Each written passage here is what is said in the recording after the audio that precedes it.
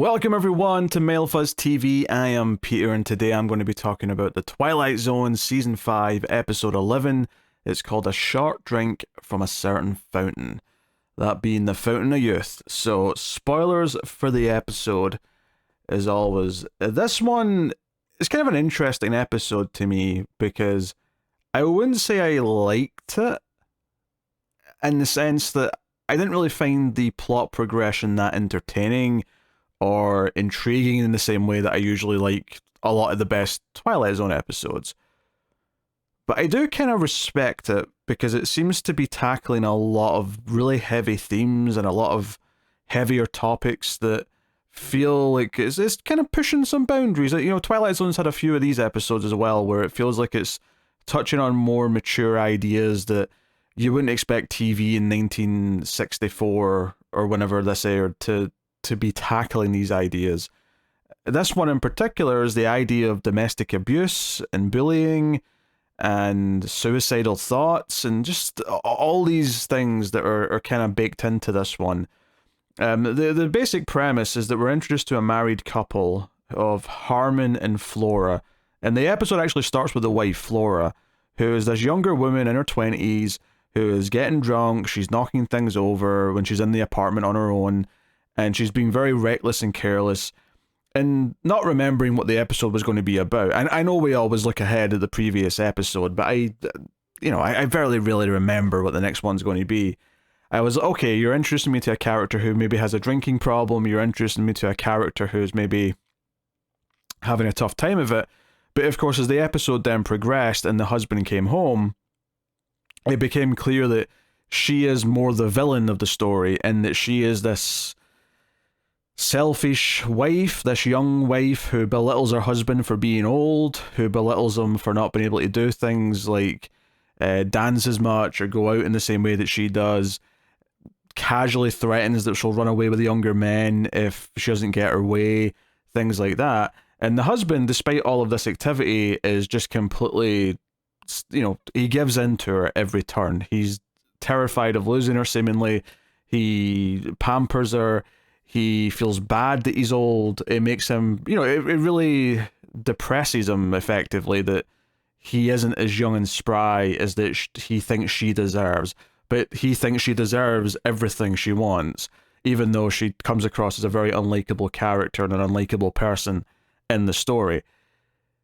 And that kind of, that's really the backbone of the whole episode. And I think one of the reasons why it's maybe not quite as entertaining on a more fun level is because it spends most of it setting up why he's going to do what he does, which is take this advanced drug that is going to de-age him.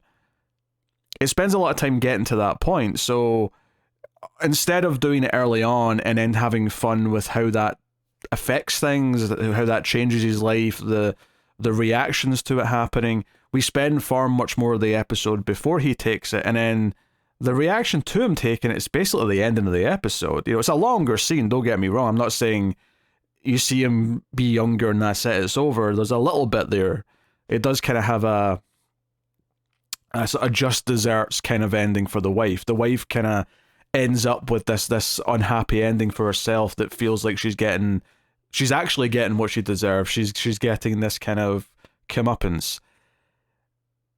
I think from an entertainment level and from like an enjoying watching it, and even from the characters, like I wouldn't even necessarily say that I like the characters all that much, but I do kind of appreciate that this episode is actually poking at some really big ideas, and sort of grounded ideas of a married couple where one makes the other feel like they're inadequate and preys upon them for that the entire time.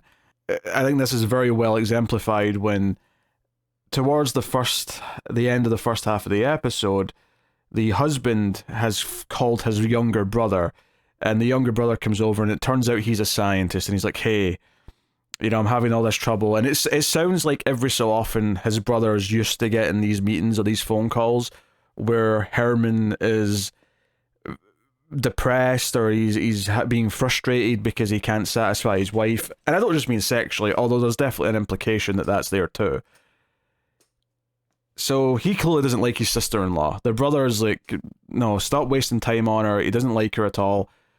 But Harmon asks him, hey, you're a scientist. I know you've been working on this magical drug that you've de-aged some animals. And he's like, yeah, animals. I'm not giving it to you. Are you crazy? And he tells him no. He tells him this is unhealthy. What you'd expect him to say. But as he's leaving, Harmon goes out into the balcony. And there's a clear indication here that he's maybe thinking about suicide. And this kind of manipulates the brother almost. And I think it is open to interpretation if Harmon is just genuinely being suicidal here and this is literally what he was going to do, or if he's also being kind of an awful character in person and doing this to manipulate his brother into giving in and saying, okay, sure, I'll give you this experimental thing. But regardless, the outcome is that the brother does give him the experimental thing, and that kind of leads us into the back half of the episode. The first couple of scenes are really all about building up the married couple and how the wife treats the husband. As soon as he gets home, she tries to dance with him the way she's been dancing on her own, and gets very frustrated when he gets out of breath and has to kind of just calm down and, you know, be an old man for a little bit. Then reveals that the thing she knocked over while she was dancing on her own was this family heirloom that he's actually got a lot of sentimental value in. I think if I was going to slightly critique the episode as far as the characterizations go, is that when he sees the smashed ornament, he does make a dig at her about not knowing what the word sentiment means. He's like, oh, you wouldn't understand that because that's what it means to love something. It feels like he's unhappy as well in this marriage for a split second. But then he gives in and says, oh, I'm just saying try to be more careful. You know, he sort of backs down from actually telling her off for what she's done. Because, yeah, she's being reckless. She's showing a clear disregard for anything that's his or value anything that he cares about. It almost felt like there for a minute it was going to be a little more complex where he was also becoming very unhappy in how he talks to her. I mean, I guess it's intentional in the sense that they want to show that he does occasionally maybe try and fight back a little bit, but as soon as she starts making comments about running off with a younger man, in fact, it might even be that part of the scene that she says that, where she's like, oh, at any point, you know, we could go to a swingers thing and I'll run away with a younger man. She's dropping these little hints throughout. And it feels like these little beats are, you know, a little risque for the time period, at least for TV. Like, movies were absolutely doing it, don't get me wrong, but it definitely feels like it's poking at some just more mature ideas. Very unpleasant ideas at that. This is not like mature in the sense that we're tackling big philosophical things. It's mature in the sense that we're tackling two people who are very unhappy together and why they're unhappy and why one or both of them have led them down this path.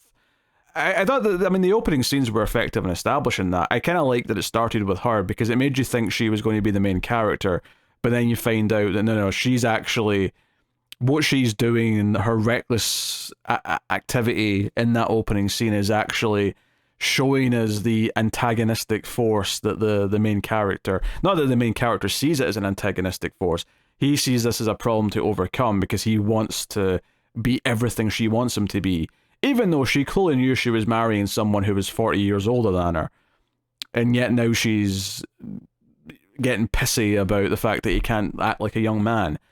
I suppose this is as good a time as any to talk about the actual makeup here and the performance of the old age. And maybe this is one of the reasons why I don't love the episode from an entertainment perspective, is because fundamentally, you know, it's old age makeup because we're going to see him be younger later on, so it has to be a younger actor with the old age makeup on. This tends to be more missed than hit by and large, and not just in Twilight Zone, I just mean in general. This is more missed than hit across the board in all of film and TV. There's a good chance if you're doing this, I'm going to not like it. Or I'm going to think it's at least a little bit lame.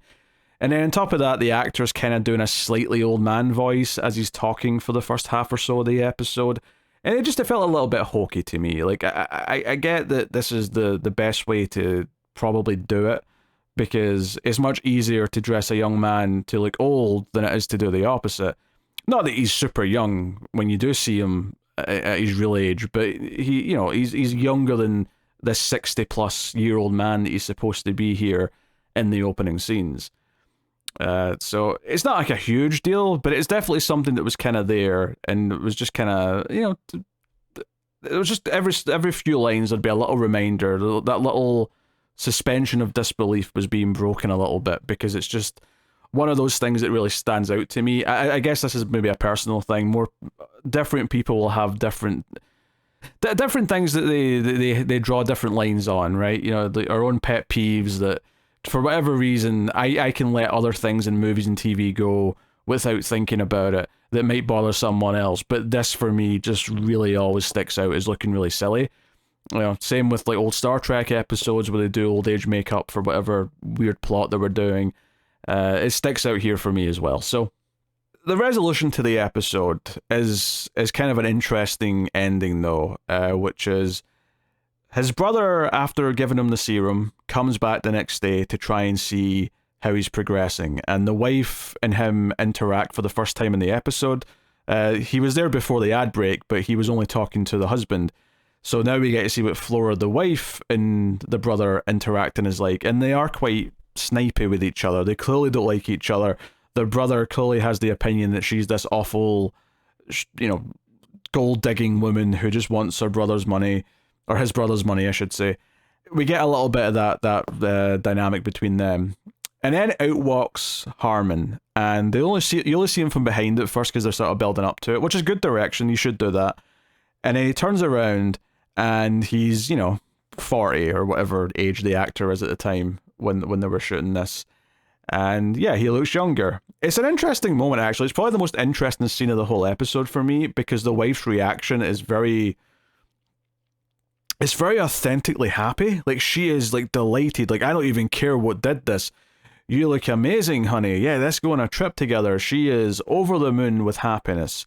For a brief moment, for 2 minutes of his life, he's given her exactly what she wanted. Obviously, it comes crumbling down in a matter of minutes, but for a little moment, he gets to feel the satisfaction that he's achieved to give her what she wanted. And then the cruel twist of the episode is that the de-aging doesn't stop. He starts to feel ill, he can tell that it's still happening, and he goes into the bedroom, and we skip ahead maybe a little bit of time. The brother comes out of the bedroom, and you can kind of tell from the way he's speaking, I think, like what the reveal is about to be, and that is that he is de-aged so much that he's now a toddler. And the comeuppance of the episode, the twist, if you will, is that this wife now is going to have to take care of him as a child. The brother kind of spells out some of the ideas here a little bit. He's like, hey, now you have to look after him, and he's going to make sure that. The brother's going to make sure that if she abandons him, she won't get a penny of his brother's money, whatever, right? So they sort of put that in there so she can't just run away. But you're going to have to look after him, and then by the time he is a young man, you're going to be the old one, and he can abandon you for a younger woman at any time. So you've got that element of kind of comeuppance to it. It kind of reminds me a little bit of that episode we did, must have been earlier this season, the one with the awful uncle and the niece, and she hated his guts. And then when he dies, the robot that he built kind of just replaces him and makes her life just as miserable as it was before. This reminds me of that a little bit, and the characters, particularly the wife, but I think the husband's still at some fault here for being in this in the first place, unless she's really changed since they got married. This idea that perhaps she was a gold digger, perhaps she was just waiting until he died so she could use the money and go and have the life she wanted. But I also kind of look at it in this weird way of she resented him for being an older man, because being that old meant that in some level he'd have to be taken care of, right? That idea that you sort of come full circle where you need to be looked after when you're really old again. And the irony here is that she resented that and didn't. It's not even like he's at the point where he needs to be looked after in a nursing home kind of sense, but just the idea that she has to sort of give up some of the things she wants to do because he's too old to, be doing extreme physical activities or going out as late as she might want to and things like that. The idea that she doesn't want to give an inch to that, the ultimate comeuppance being, no, now he's literally a child, and now you have all the responsibilities of a mother. You're stuck with that. It's kind of this idea of making your own bed. And that was true of the husband as well, to a sort. He married this woman, and the brother seemed to think that she was always this way, so it definitely doesn't imply... It kind of sounds like he was blinded by attraction or whatever it is. But I think all of these ideas that it's playing with, particularly this sort of really tough sense of mental abuse of, like, the husband being broken down with how she treats him to the point where he's willing to try something experimental and if not commit suicide, is actually very dark for a TV episode from this time period. And I think it's an interesting one to look at because of those elements. But I wouldn't say that I found myself particularly engaged with the characters themselves. And maybe the brother kind of spells out the comeuppance a little bit towards the end as well. That's maybe like another little critique I'd give it. But it's certainly an interesting episode. I'm not mad that I watched it, and I think that obviously we're back in the 25-minute episode era here, so nothing outstays its welcome too much. It's very impressive when an episode does outstay its welcome at this runtime, and I think, if anything, I would have just had the switch maybe happen a little earlier, so we could have explored and seen more of them being quote-unquote happy whilst he's a young man. Instead, he's a young man for like one conversation before he starts to feel the pain of the aging again. It would have maybe been nice for it to happen a bit earlier in the episode so that we could maybe see them in their perfect, like, married couple condition for a little bit, and maybe do a little bit more commentary about how, maybe that seemed like it was the perfect thing they both wanted, but actually it's not solving the problems they had anyway. They're still not a perfect fit. There's things they could maybe have got into and said a bit if they'd shown them try to be happy on a trip together, or just even going out for dinner whilst he's looking like a young man, and have some of the problems crop up that might crop up. Instead, he starts the aging again almost instantly, and then it's time for the big final scene. So maybe redistributing the plot a little bit over the 25 minutes would have helped. It's certainly an interesting episode. I don't think the performances are bad. I think the actress who plays the wife actually is probably the best actor in the episode. I think Harmon as a character, obviously, it's his story. There's more depth to what they're doing with his character, but I do think that the actor's kind of one of these like monologue-y type actors. It feels like he's on stage sometimes. The wife feels like it's a more down-to-earth performance, I guess. But that's my thoughts on a short drink from a certain fountain. So, not bad.